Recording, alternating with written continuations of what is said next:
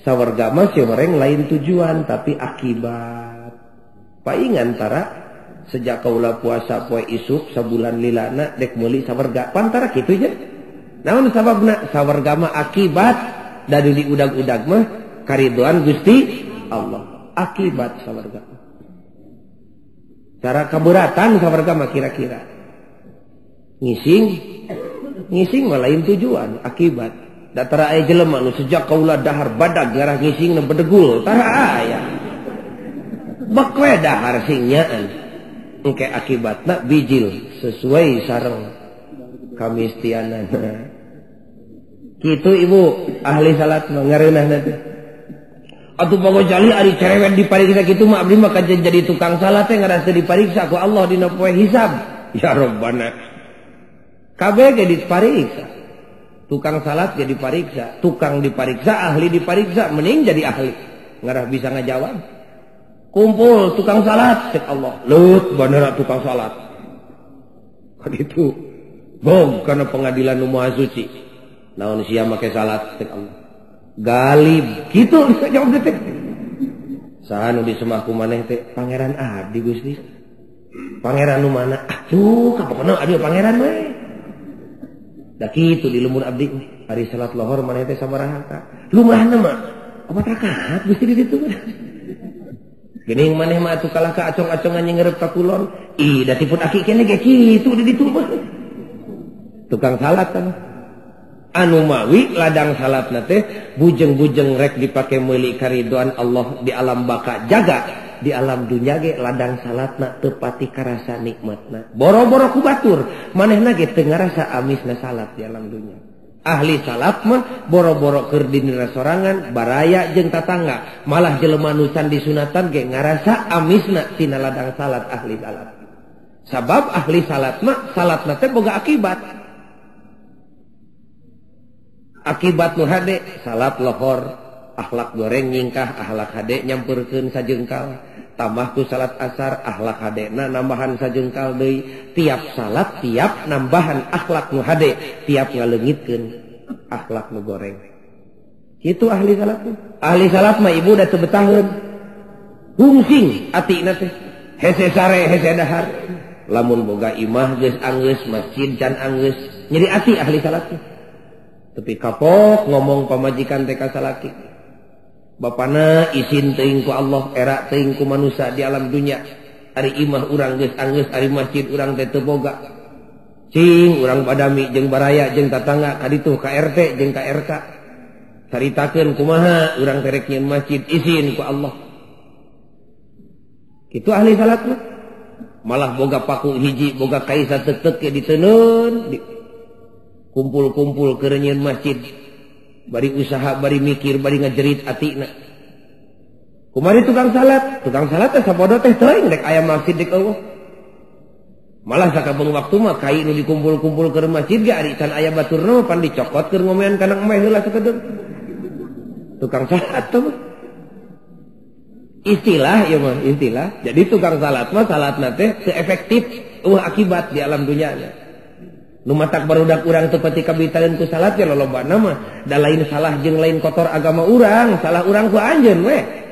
Ladang ibadahna teh teu pati katempo buahna boro-boro di akhirat di dunya ge teu kadeuleu. Nu matak pan sok loba barudak ngora ngomong, "Alah, kalau ka salat we getol geuning dianjukan mah teu mere." Tah eta. Lobana mah. Ahli salat mah Ibu teu betah di imah boga kursi harga 1,5 juta. Pok pamajikan ngomong, "Bapana izin teuing ku Allah, era ku jelema ari di imah sakitu keur tempat diuk urang wungkul.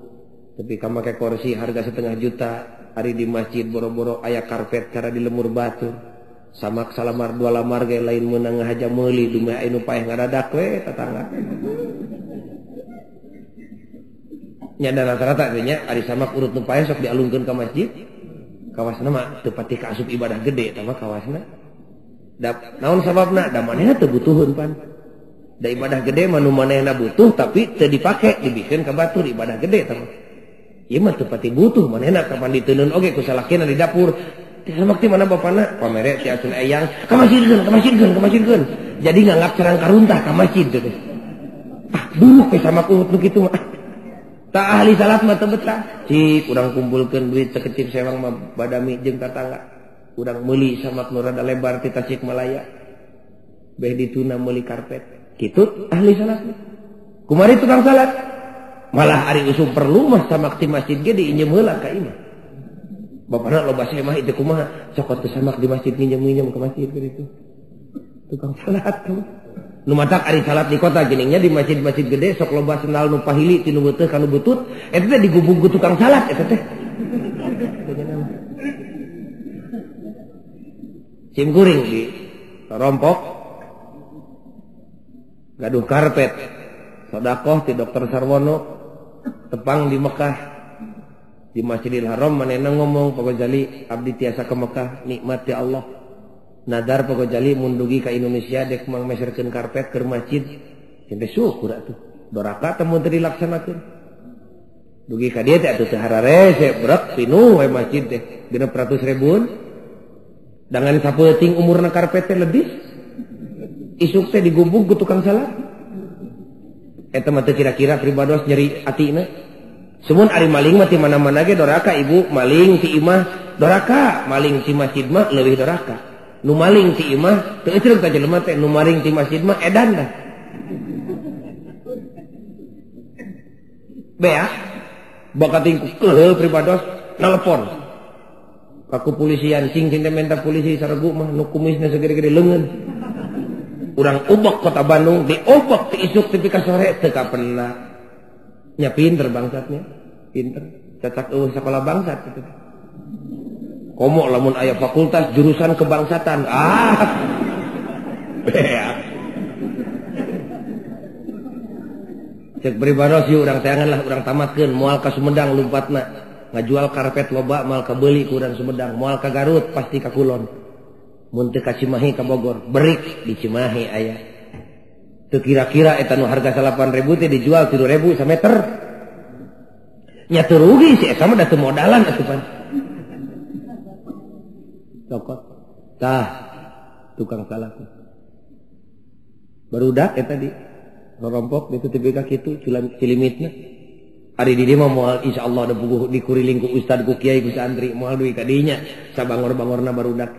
Ari bangor mah ulah aneh da eta mah watek ngora teh. Malah lamun budak ngora teu bangor lain budak ngora nu normal teh. Cara buah mun keur ngora haseum eta teh watekna. Lamun aya buah ngora teu haseum eta teu normal. Ngan lamun haseum tepikeun ka aki-aki teu esreg teh. Kitu. Ari keur ngora bangor mah mojeun eta mah budak normal teh ya. Ngan ulah tepi ka kolot bangor. Tadi dieu mah moal aya nu tepi ka ngunghak ka masjid bulang-balik moal. Jeung dina aya na ge entong hariwang da di masjid ge palingeun atuh dek nakeun. Antep. Sebel atuh cenah nyerieun urang dieu. Masjid Desa Mak Salamar urut nu paeh paling aya. Ahli salat mah teu betah. Anak sorangan sakola, anak sorangan masantren, anak batur teu sakola teu masantren, ditanya naon sabab. Teu boga rezeki, badami jeung baraya, yuk urang sarakolakeun ku urang, yuk urang ka pasantrenkeun ku urang. Kitu ahli salat mah. Ahli salat mah teu betah, sakulawarga seubeung dahar tatangga teu ngebul komporna. Titah pamajikan indungna duakeun tabeaskeun urang teh bikeun ka tatangga watif. Naon sababna teu bisa meuli beas-beas acan. Kitu ahli salat. Anu mawi ladang salatna teh karasa amisna di alam dunya, lain ngungkul ku dirina sorangan. Dalah jelema nu can nyahueun Islam ge ngarasa amisna. Salat tina ladang salatna ahli salat. Ari tina ladang salatna tukang salat mah nya boro-boro keur batur dirina sorangan ge teu pati ngaraos amisna. Semun pagojali mangkaning abdi nu kitu teh cek ibu, lain abdi sararea ibu nu matak umat Islam sakieu nasibna ge. Urang teh karek tepi ka derajat tukang salat teh urang. Mugi-mugi lewat pengajian ieu sing ningkat tepikeun ka jadi ahli salat. Dari salat tukang mah duh nya tapi keung. Cerewet-cerewet ting pagojali salat-salat we geus ngarti. Dek teh cerewet kumaha pan tihangna agama ulah kaliru. Malah setan teh dituar ku setan teh salat. Da setan mah tara ngilu nyarek zakat, tara nyarek puasa, tara nyarek haji. Malah sekali waktu setan jadi supporter di dinya. Muncak Allah teh haji maneh, setan jadi supporter. Haji. Cek setan teh. Cing belum pikir maneh geus kolot. Ngan tong salat teh tong salat. Kitu setan. Ngarah naon cing? Ngarah modalna beak dipake mau ngahaji tapi dangdanan pikeun akhirat lantaran salatan. Datang perintah agama, zakat, cek Quran. Kadenge ku setan ngilu ngarojok. Keluarkeun zakat, malah tambahan ku sedekah nu sejenna. Cing eling tu fakir jeung miskin, cek setan teh. Ngantong salat we tong salat. Ngarah naon cing? Ngarah rezekina beak dibikeunan ka batur tapi di akhirat teu kaala buahna sabab salatan. Datang perintah puasa, setan ge cicing digigireun jelema. Puasa sehingga belum pikir hakanan teh hantem dilelep-lelep we pindahkeun tadahar teh tiburang ka peuting sing hideng maneh teh ngantong salat we tong salat eta setan. Ngarah naon? Ngarah ladang puasana teu kaala di akhirat. Tadi dinya licikna setan teh nuar salat.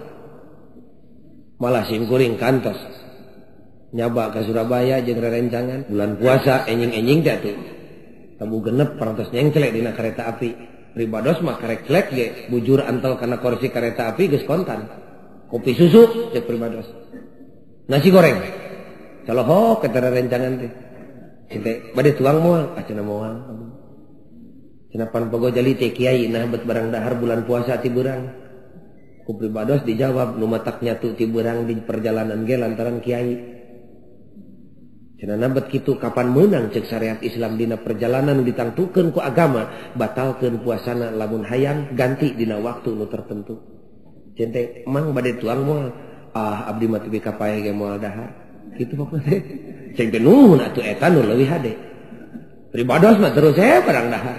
Malah tepi ka Cibatu jajan meuli leupeut jeung gorengan. Tepi ka Cipeuneuy teh 5 bungkus meuli sangu. Anu sabungkus sahuap teh gininya di dinya apa carana. Tapi kata Sigma